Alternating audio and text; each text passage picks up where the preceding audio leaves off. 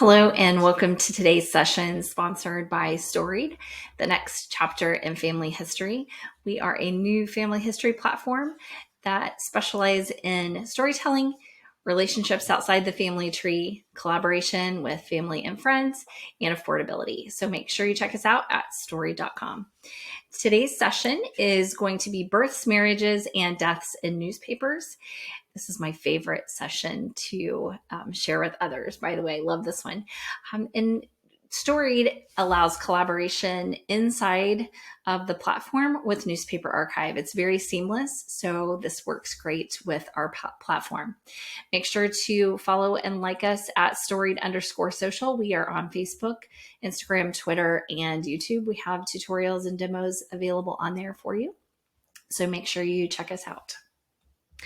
I am Heather Haunert. I am an associate marketing manager and in-house genealogist for Storied.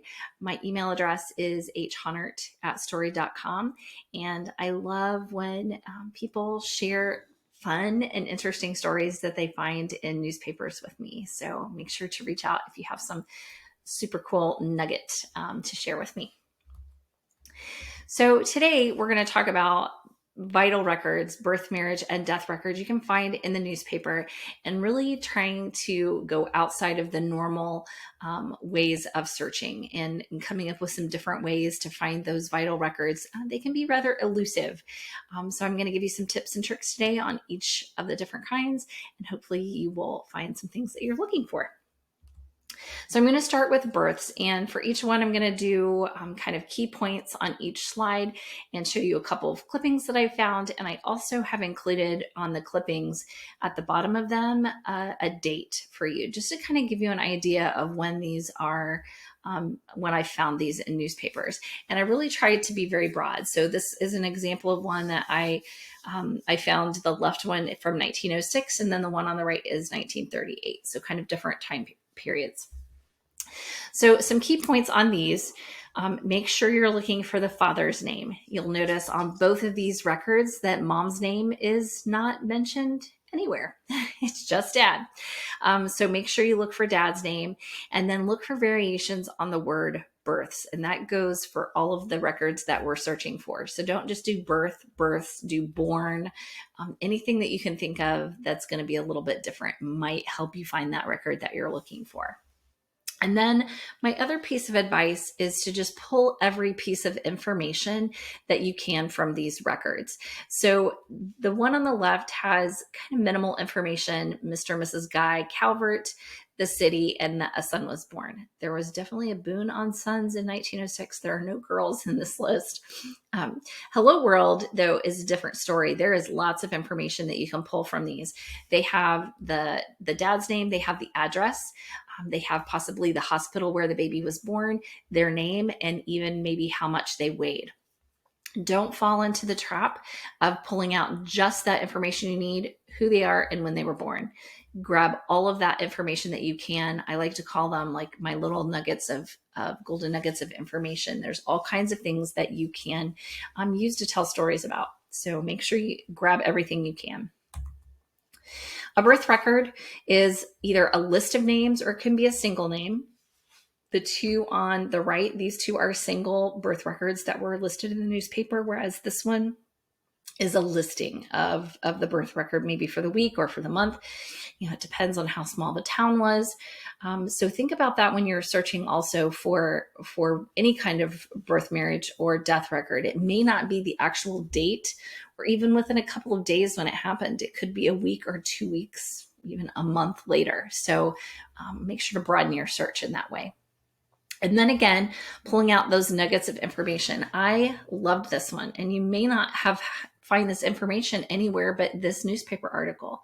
This particular one here on Thomas, Mr. and Mrs. Thomas Harney, a girl was born. It gives the mother's maiden name, and it also indicates that she was a well-known and one of the best stenographers in the city prior to her marriage, in addition to her maiden name. So grab all of those little juicy nuggets that you can.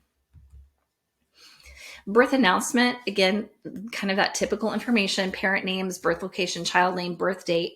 For these, check the classified sections. A lot of time the classifieds were going to house these birth announcements, even marriage and death notices, and they may not be listed together. So in this instance, this is one where the birth announcement, they were all together.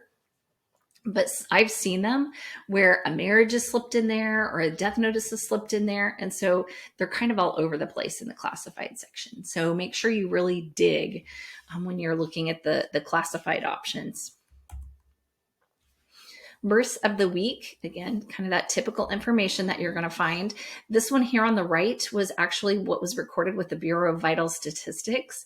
And you can tell this is a larger town. This was Syracuse, New York. There were a lot of births for the week, whereas you might have a small hometown where you just have 3 or 4 births. So again, that kind of goes back to the idea of don't look for just the day the child was born. It could be a week out, a couple weeks out.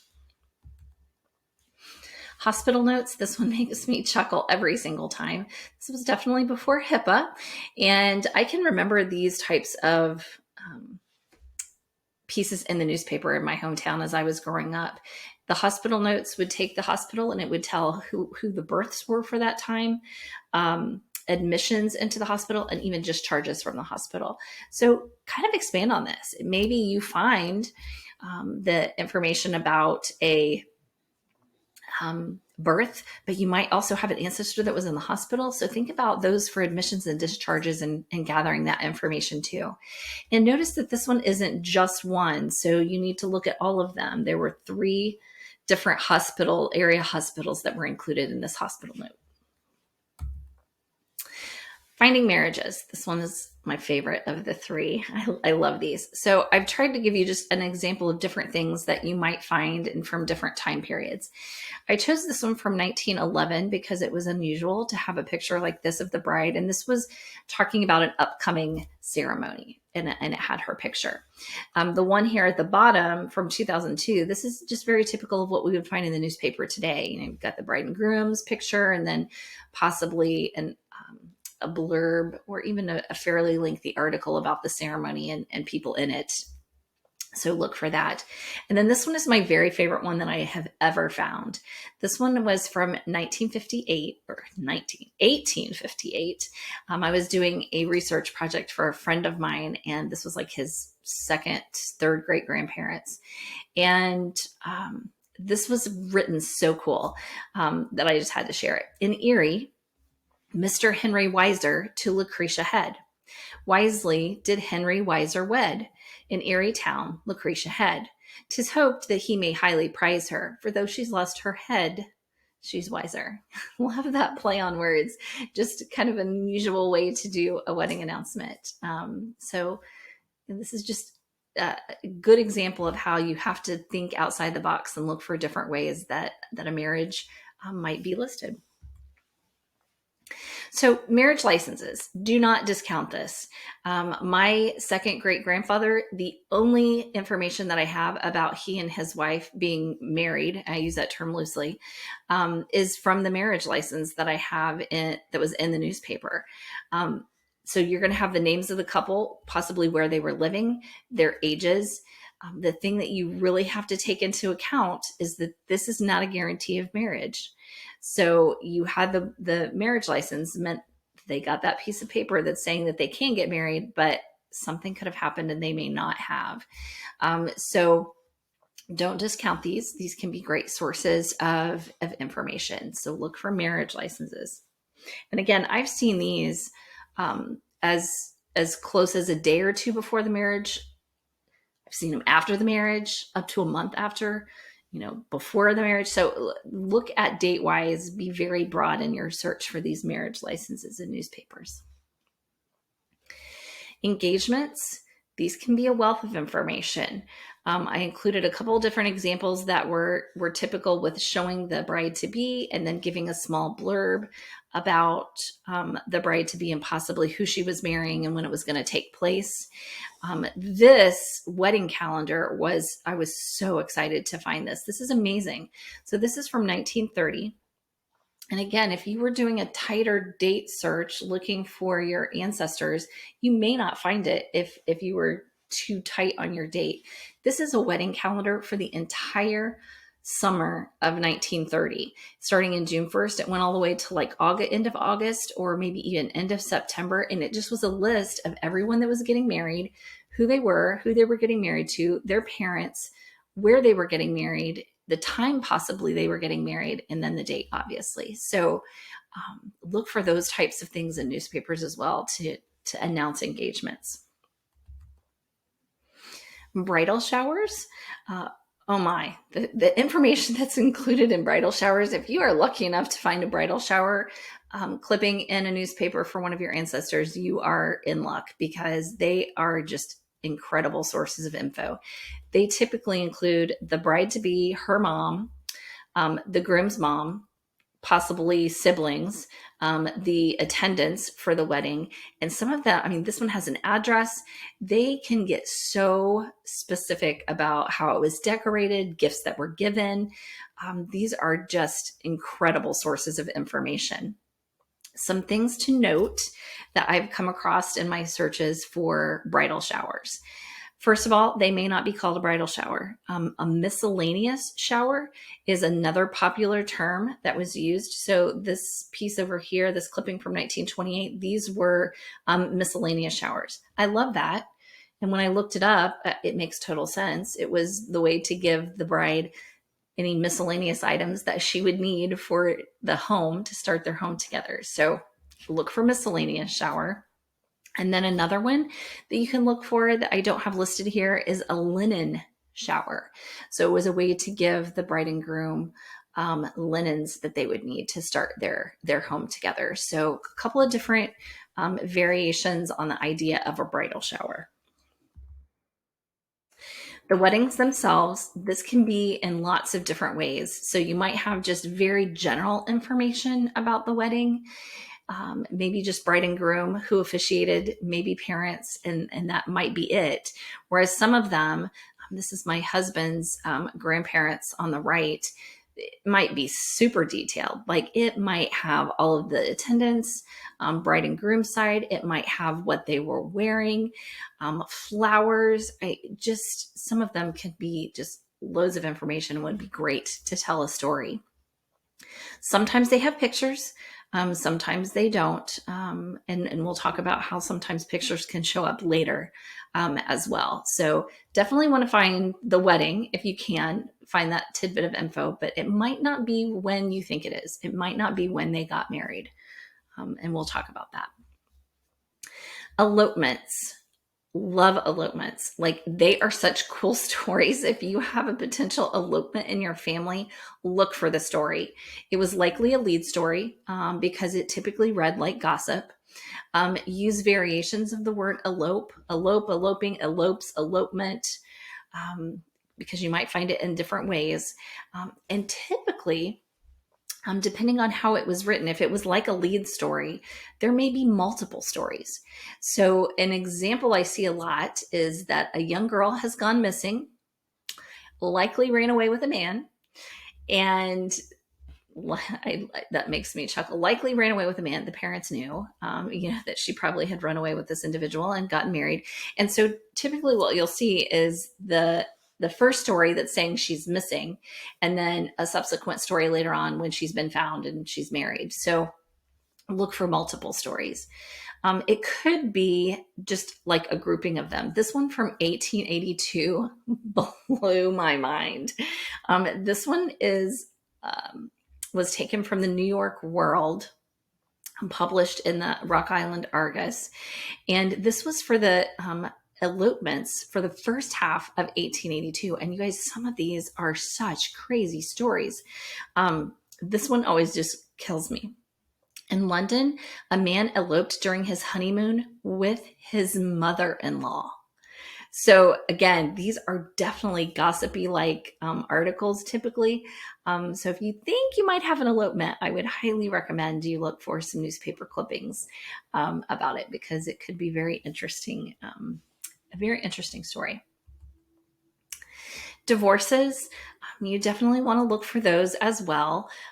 Typically, you would find those in the court records section of the newspaper. It might possibly have a case number that you could then in turn go to the courthouse and find and get the file for. It typically gives a reason and the parties involved, and a lot of times will include information about the custody of minors.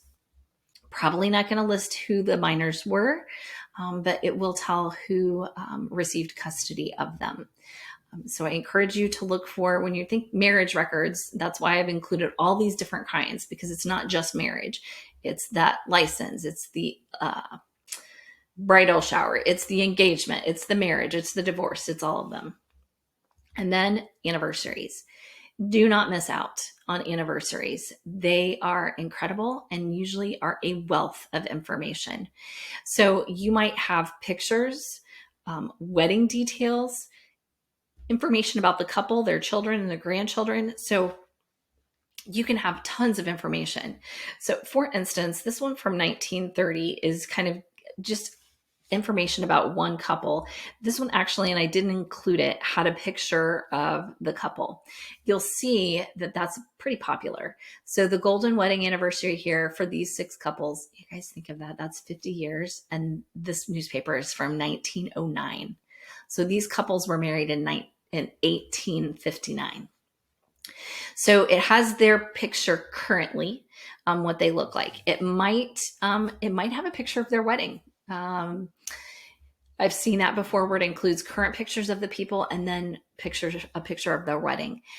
It gives usually it's information about the couple in their life, like, they've been together this long. What are your reasons for success and that kind of thing. It just might tell about their life in general. It also might include details about the wedding initially that took place that weren't in the newspaper then. And that's kind of what I was talking about. You might not find a wedding announcement in the original time frame of the wedding, but maybe during an anniversary, it gives you information about the wedding. So think about that. And then also it might include children and grandchildren. Now, typically, if you've got a lot of children or grandchildren, it's usually not going to list them out by name, but it might give a number, which is also important to have. The reason I included the one that says weddings of yesteryear, this is an example of, again, thinking creatively and how you might find something. So I was looking for the wedding announcement of my husband's grandparents. And I did find it because it was on the weddings one that I showed you. But this popped up and this got my attention because you can see the date is 1989 and they got married in 1923. So I'm doing the math and I'm trying to figure out, I'm like, okay, this is weird. And this is why you don't want to discount something just because of a date. I thought, why would I look at that? It's no special kind of anniversary. Well, boy, am I glad that I did, because this was a special supplement that was in our local newspaper. It was 17 pages long, and it was where people in the community could send in their wedding pictures or ancestors' wedding pictures, and include just a short little blurb and details about the wedding. And I found my husband's grandparents' wedding picture in there, and one of their siblings' wedding pictures. And I found so many family wedding pictures in there that I didn't even anticipate when I looked this up. So think about that. If you find something that pops up as a date that seems odd to you, look at it anyway, because it could be something like this that was just a treasure trove of information. Okay, so finding deaths. Some things to think about on this particular page that I thought were important. The first one is when you have deaths that are kind of out of the ordinary. It's been a murder, or it's a small child, or something that's just different. There might have been an article, especially in small town newspapers, about it. So for instance, this first one, Operation for Adenoids claims a 2-year-old. That was my grandpa's brother. And that was a pretty big deal. He had, it was in 1914, he had anesthesia for the surgery and they gave him too much and he didn't wake up. So this is an example where you might find a death that that is an actual article in the newspaper. The next one here in the middle for Charles L. Corey. I have had a lot of success. If you have an ancestor that lived in an area for a long period of time, especially in the 1800s, early 1900s, I've had a lot of luck using this term pioneer citizen, this phrase. And so think about that when you're searching. If it's somebody that was really well known in the area, pioneer citizen or just pioneer has worked for me. And then I had to include this deaths of the day. This was an incredible find. This was an entire page from a newspaper in Chicago. And you can see it has all different kinds of things. It has obituaries, it has death notices, funeral notices, even out of town people that have connections to town that don't live there anymore. They even included them in the page. So again, thinking outside the box and how might you find something that you weren't looking for. Okay, so obituaries. This is the typical one. And some things to think about with obituaries. I mean, this is kind of the piece de resistance. This is what everybody wants, but not everybody is going to have an obituary in the newspaper. They were typically a detailed account of life. And I have seen obituaries. I've seen it written as obituary, and it's just like a death notice. So think that. Use terms interchangeably when you're searching for death notices and obituaries of people. It might not be the term that you think that you're looking for, and you find it accidentally. So again, an obituary is going to be something that's fairly lengthy that just gives an account of a person's entire life. Death and funeral notices are more just a notification in the newspaper that someone has died. Same thing for the funeral notice. It's going to be just funeral arrangements. You're probably going to find these more typically in a classified section. And it's usually by name. The last name of the person, the surname is usually going to be kind of bold and noticeable. Here you've got death notices on the left and in the middle. And then I wanted to include that funeral notice over here on the right. This one is kind of cool because this one is an actual funeral home that listed everybody that was going to be at that funeral home during that time period. So for that few days or that week or whatever.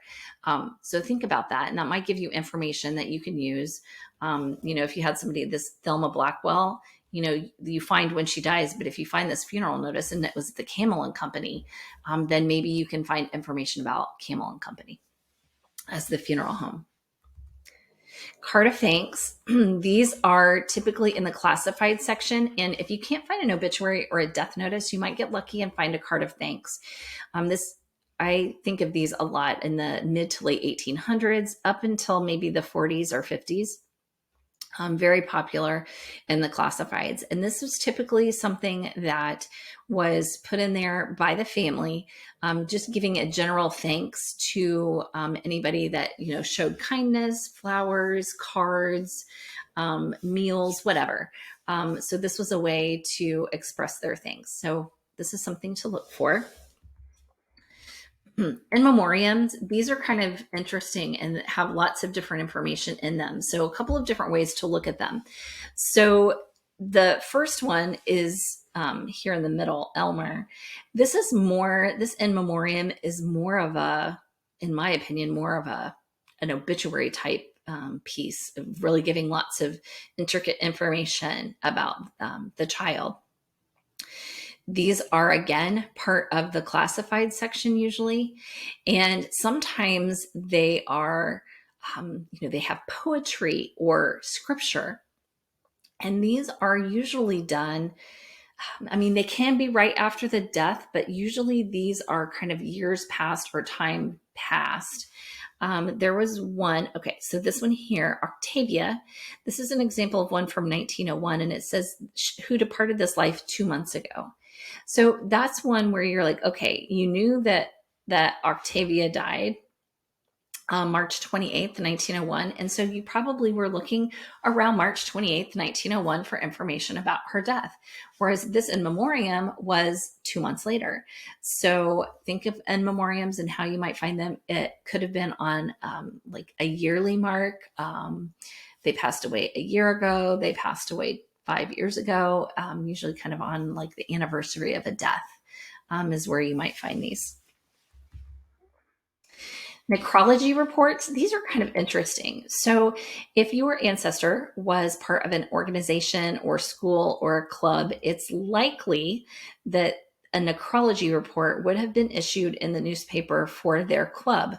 So this is an example of one that was from a convention, like a yearly convention, and they listed, this was a Baptist convention, state convention, and they listed the 7 pastors that had passed away during the year. I've seen them before. If I think of, groups and organizations in your community, especially smaller communities, where they have like a monthly, their monthly meeting minutes are in the newspaper. They may include anyone that has passed that was part of their organization in their monthly meeting minutes. So a couple of different ways to look for ancestors that were part of groups of some kind. Mortality reports, these are definitely things that you'll find earlier in time. So 1800s, maybe early 1900s. This one is from 1900 itself.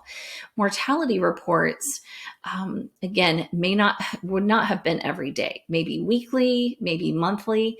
And this one here is a listing of the people, their age, and then their cause of death. And these two are both from the Memphis area, but I included these because they're just incredible with the information. So it tells the week and the date of when they passed. It gives their name, again, their age, their sex, their color, their cause of death.